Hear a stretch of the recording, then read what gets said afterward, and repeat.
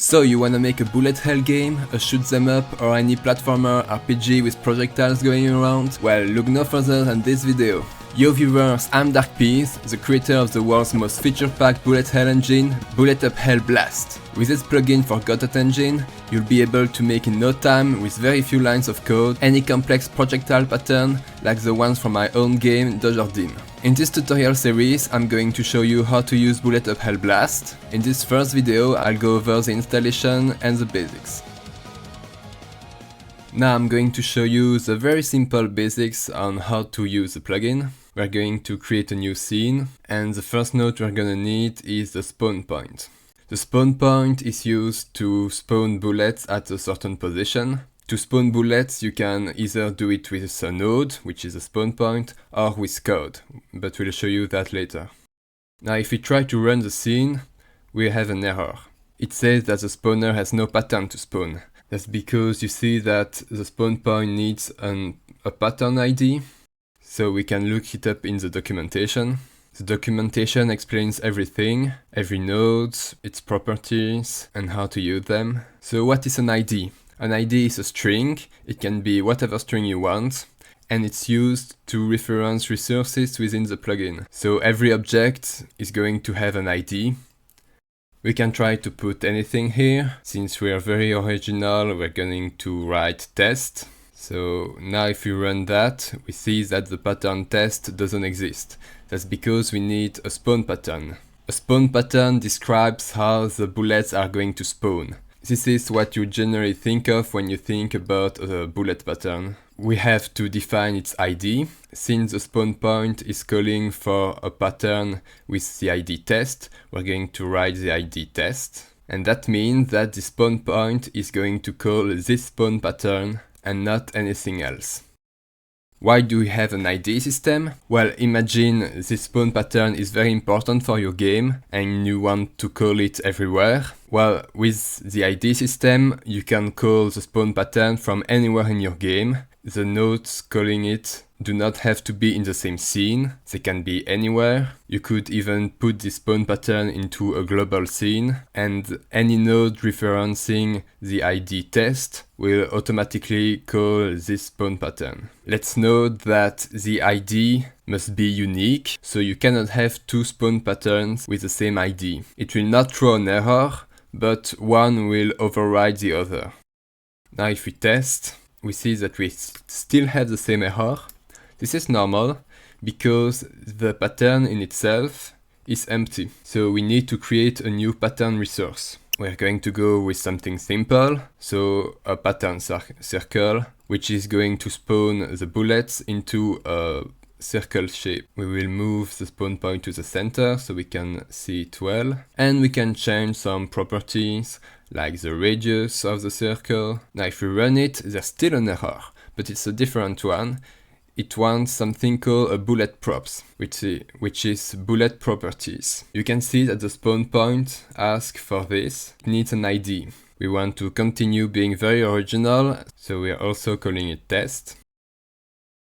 Now you notice that the ID of the spawn pattern and the ID of the bullet pattern are the same. This is not a problem, because even though two spawn patterns cannot have the same ID, a spawn pattern and a bullet pattern can have the same ID. So what is bullet properties? So the spawn pattern is how the bullet is going to spawn, but the bullet itself is defined by its bullet properties. You can see the speed, the scale, and a lot more properties. Now if we run it, it works! We have a single bullet, nothing very impressive, but we can change that very easily by changing some properties. So for example, we want 10 bullets, let's say with a radius of 50. We don't want a full circle, we're going to make the bullet spawn 3 times, and why not change some cooldowns? For example, 3 seconds between each iteration, and we want the bullets to stay half a second before they are shot. Let's test it. You can in no time, with no code, create bullet patterns by just changing a few properties. And with all of these properties, you can create any bullet pattern you want. You can see there's a lot of properties, a lot. We are not going to explain everything in this tutorial, but I will make more tutorials later. So please, if you like it, if you want to see that, like and subscribe, so it shows me you want more tutorial and you don't miss them when they come out. But I remind you that everything, every properties, every object is explained in the documentation. You have everything written down here. You can see the little blue icon here. It means that some properties are specifically for the BLAST version, the paid version. You can see there's quite a lot of content that is only in the paid version. But you can still do a lot of things with the demo. So you can try the demo to see if you like it, and then get the paid version if you need the extra features. Now we can try to also change the bullet properties. We want more speed, we want to make them bigger, and here we go. So you will probably need to change the texture of the bullets. For that you go in bullet properties, and in the animation tab. But first you need to open the spawning scene. This is a global scene, which means that it's always loaded, and basically the entire plugin is managed here in the BulletHell manager. Here you see that there's a resource list which use AnimState resources. AnimState describes the texture, the collision, and the sound, SFX, of the bullet. All of those are the default, which means that every bullet in the game by default is going to use that. To add a new animation, we go in the shape manager, and you see that the default animation, which has the ID 0. Here you can see that 0 is the ID being referenced. And we can try to reference another one, let's say example, which is also in the shape manager. This is an animation with multiple frames. And now if we run the scene, we see that all the bullets change their sprite according to the animation.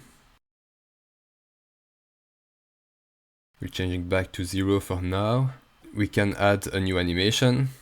We're really trying to find an original name here, so test again.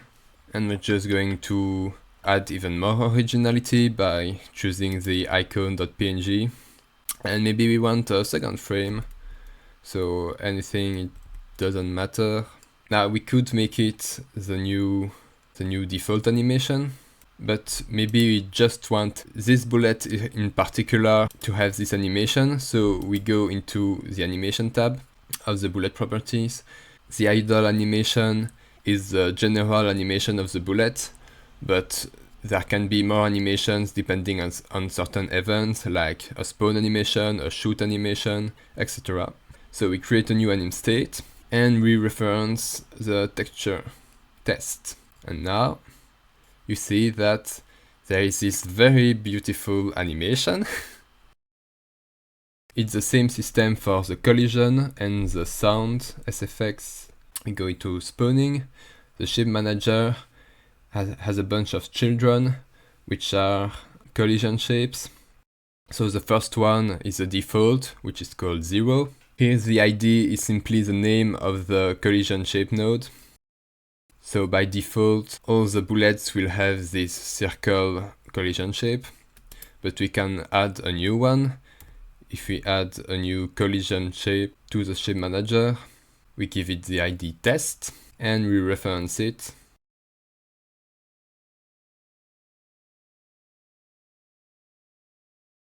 Same goes for the sound. Each audio stream player is another sound. Its name is the ID of the sound, and you can reference a sound in the anim state. There's also some advanced properties, like the scale of the texture for the animation, or skewing the texture. So once again, we have a lot of properties.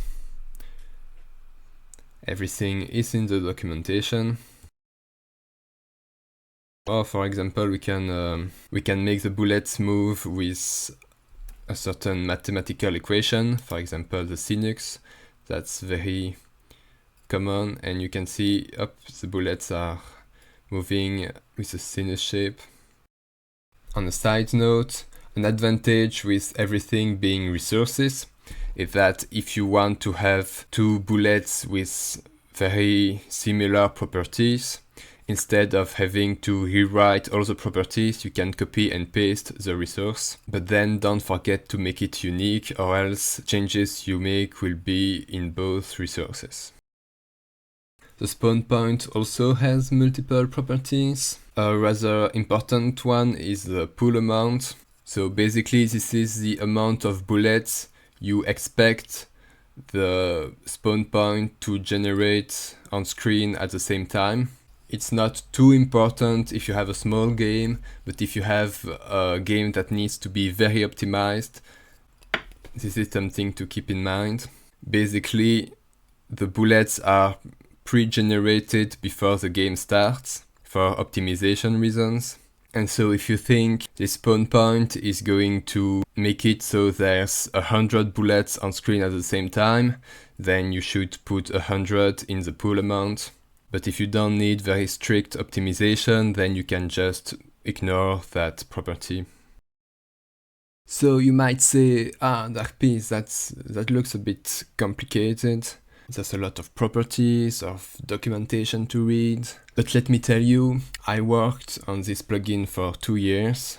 And if you have to choose between learning this plugin and making your own bullet spawning system, the amount of time and issues you're going to have by learning this plugin versus making your own system, it's not even comparable. Even if this plugin looks a bit complicated to use at first glance, trust me, it's nothing compared to actually having to write something like that yourself.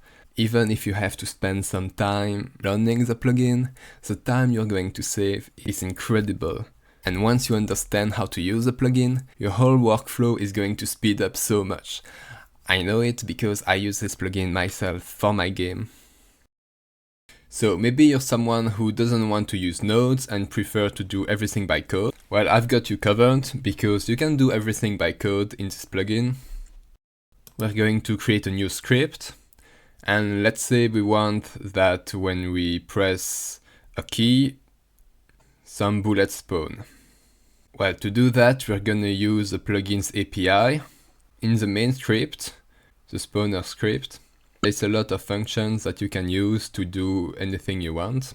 And every single of these functions are described guess where in the documentation. Once again, a lot of them are only in the BLAST version. Here, to spawn some bullets, we are going to call the API with spawning, which is the global scene. And we're going to use a spawn function. Now it needs some parameters. So if we ctrl click on the name of the function, we're going to go to the script and see the parameters it needs. First, we need a spawner node. Basically, this is going to be the parent of the bullets in the scene tree. It is used for the relative position and rotation of the bullets. It doesn't really matter here, so we're going to use self so that the bullets spawn in the current scene. Then we need the ID of a bullet pattern. Here we're going to use the ID test. We already have a bullet pattern with this ID. Then we need what is called a shared area. So what is a shared area? Well, if you go to the spawning scene, we see that there is an area 2D with the name 0, which is the ID 0. And basically shared area are used to define the bullet collision layer and collision mask. So what actually happens is that all the bullets are going to be collision shapes that belong to this shared area. And so all the bullets are going to have the collision layer and mask of the shared area. If you want the bullet to have a different collision layer or mask, you can create a new shared area and change its collision layer or mask. we once again call the share area by its ID, which is here 0, the default one. These 3 parameters are required when you call the spawn function. The other 2 parameters are extra parameters. So process ID is going to be the ID of this specific call to the spawn function. This is only useful when you have a high number of iterations for your spawn pattern. For example, -1, which is infinite iteration. So by default, when you have infinite iterations, the spawn pattern is never going to stop. But if you want to stop it, you can use the function processKill, which asks for a process ID.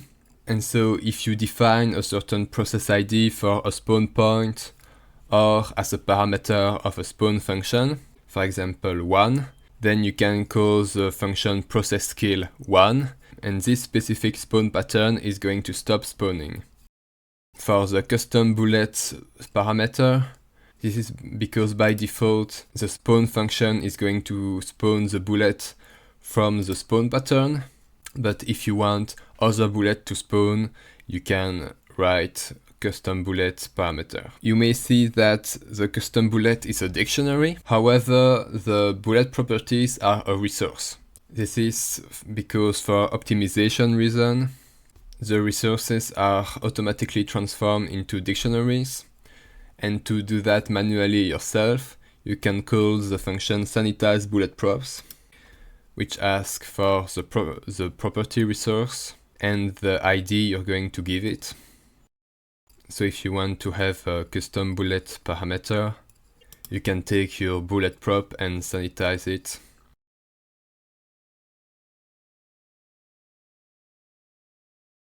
But for this simple example, we are not going to use those extra parameters. So we're going to disable the spawn point, so we're only going to test our spawning by code. And when I press enter, you see that the bullets spawn, but they spawn in the top left corner. That's because the node 2D, which is the spawner here, is on the top left corner. If we define the spawn point if we change that for the spawn point, you will see that the bullets are now going to spawn at the spawn point position. But if we want to spawn the bullet at a position where there is no node, we can create a custom dictionary with an entry for position, which is for example 200, 200, and an entry for the rotation, 0. And you see it spawns at our custom position. Now all of that is good, but maybe we don't want to have a lot of spawn patterns and bullet patterns in our scene tree, and we want to do everything by code. We can create our resources ourselves. We will create a pattern circle. For example, we want 20 bullets, and we need to register this new pattern. We want to give it an original ID, so test2. And now if we run it, we have an error. That's because our new pattern doesn't have any bullet props. We need to also create them.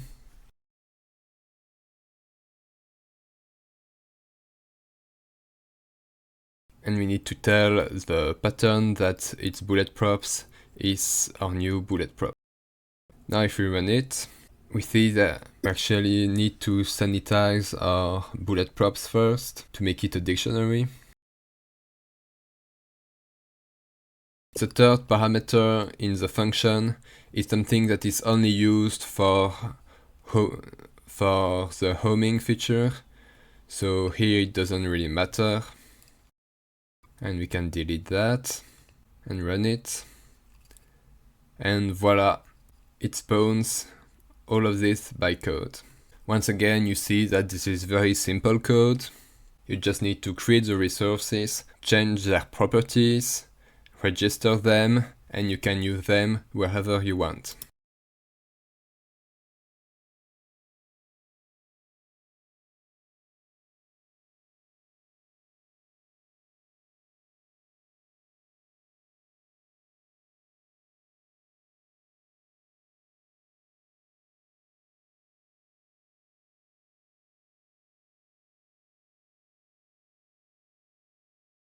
So we can quickly go over some example scenes. What I recommend is looking at the example scenes, see all of the different features, and looking what are the different properties that are changed to achieve those different results. Something that is very important is cooldowns. So there is 4 different variables. There is a spawn cooldown, which is the cooldown between 2 iterations. There is a shoot cooldown, which is the cooldown between the moment the bullets are spawned and the moment the bullets are shot. For the next spawn cooldown, that is used when not all the bullets are spawned at the same time.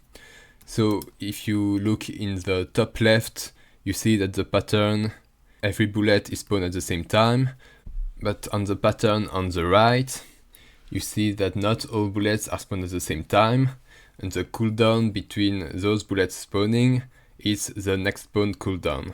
Same goes for the next shoot cooldown. This is the example scene for the bullet customization. You can see the color, the movement, the scale changing. Down here we have a bullet going back and forth. That's because there is a speed modifier applied to it. We have a very complete set of features for homing bullets. There is a lot of features for how the bullets choose their targets, how they move when they chase the target. Once again, the best way to learn that is just to try it out. Read the documentation to see what they do and try different properties. Okay, so the next big features are the triggers. So imagine you want bullets to explode into multiple other bullets. Well, that's what triggers do. For that you will need a node that's called a trigger container, and it's going to link triggers, which are events, with bullet patterns, which are going to spawn bullets. For example, we have the trigger time, which is going to trigger the pattern after a certain amount of seconds. So here it says that when the trigger 0 has its condition fulfilled, then the pattern 0 is going to spawn. So you can see after 3 seconds, you have the trigger is activated and the pattern is spawning bullets. There's also the collision trigger, which happens when the bullet collides with something, and the position trigger, which is triggered when the bullet reaches a certain position. All of that is explained in the documentation. In the trigger container, there's a tutorial on using triggers.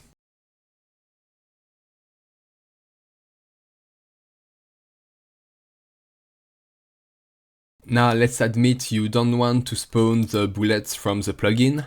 You have your own bullet scenes, or you actually don't want to spawn bullets at all. You want to spawn any scene. Well, this plugin can actually spawn anything, not just bullets. And for that you will need a node which is called instance lister. And all the nodes or the scenes that you want to spawn are going to be children of the instance lister. In order to spawn those scenes, the spawn pattern doesn't change at all, but the bullet properties are going to change. The first type of scene that you can spawn is what is called an object properties. This object properties is simply going to reference a scene or another node. Here the ID is instance example, because we want to spawn the first node, the first child of the instance lister, which is called instance example. There isn't many properties in the object properties, because this is solely to spawn what you want to spawn, and the object you want to spawn, you can manage it how you want. Here I just have an animation which is going to make the object disappear, but basically you can spawn anything. Let's just note that the default bullets of the plugin are very optimized. And this is not going to be the case for the object you spawn yourself. So spawning your own bullet scenes is going to have a bigger impact on performances. The second type of object you can spawn is called the bullet node. So let's say you have your own bullet scene, but you want to actually use the features of the plugin for your bullet scene, then you will use a bullet node. The bullet node is a simple node, and you can put under it your own sprite, your own collision, anything you want, but it will act as a default bullet in the sense that you can change its properties just like a normal bullet, and it will behave accordingly. So this is what you would actually use if you have your own bullet scene. Meanwhile, the object property, like instance example, is what you would use if you have to spawn an object that is not a bullet, or that is a bullet but with a completely different behavior from the bullets in the plugin. BulletUpHell BLAST also has laser beams. This is only in the BLAST version and not in the demo. As you can see, there's a lot of properties, a lot of features for these laser beams, and we might see that in another tutorial, but once again, everything is in the documentation. You also have the possibility to randomize stuff. For example, if you go in a spawn pattern, you see there is a random category. You have to create a new pattern randomizer, which is going to give you modifiers for all the properties of the spawn pattern. For example, here we can modify the number of bullets that are going to spawn. Here we say that either 5, 6 or 1 bullets are going to spawn, and this is going to be random. We have 5, 1, 5 again. And there is another property that is used, which is the reroll property. This is so if we disable this property, you see that it's actually always the same number of bullets spawning. It's going to choose either 5, 6 or 1 at the start of the game, and then it doesn't change.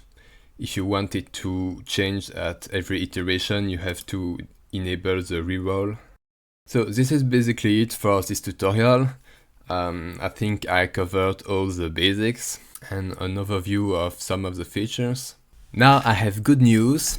Hopefully when this video releases, a new update of the plugin is going to release too. And in this new version, we have a lot of new features. And in particular, we have a feature which makes you able to preview the bullet spawn point and the bullet trajectory. If you go into the spawn point, you have a preview tab, and you can activate the preview here.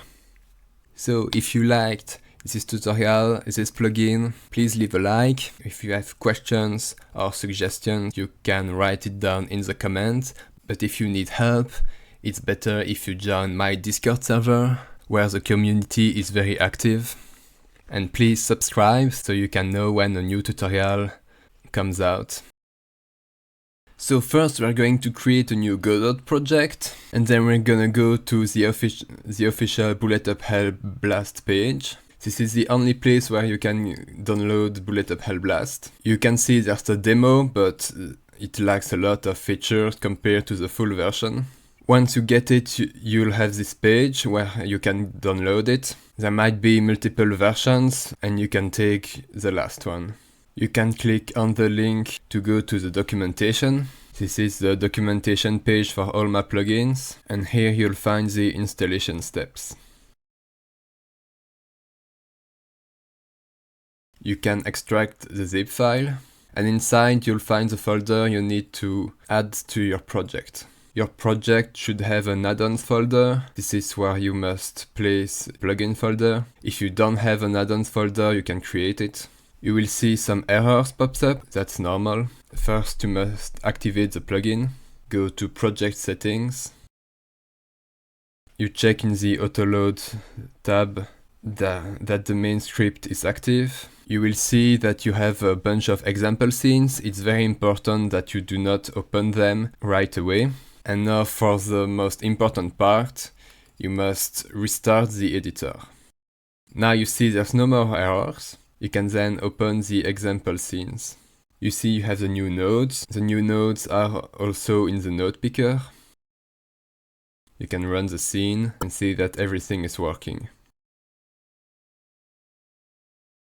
So if you liked this tutorial, this plugin, please leave a like. If you have questions or suggestions, you can write it down in the comments.